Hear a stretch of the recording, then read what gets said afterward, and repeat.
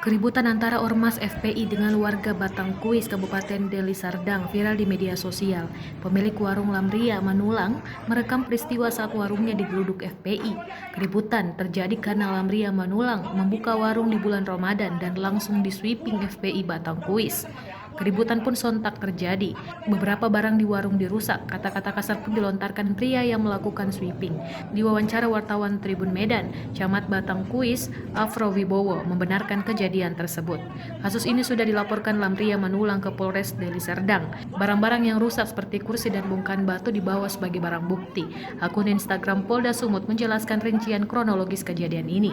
Permasalahan pihak FPI cabang Batangkuis dengan pemilik warung kopi terjadi dikarenakan adanya penutupan secara paksa yang dilakukan oleh Ormas FPI cabang Batangkuis. Sebanyak 8 orang yang tiba-tiba mendatangi warung kopi yang diketahui juga menyediakan minuman tuak. Dengan alasan bulan suci Ramadan, pihak FPI menutup paksa warung kopi milik R. Manulang yang menyebabkan terjadinya pengerusakan 4 buah kursi oleh pihak FPI cabang Batangkuis. Karena merasa keberatan, pemilik warung kopi melakukan perlawanan dan terjadilah keributan disertakan salah paham.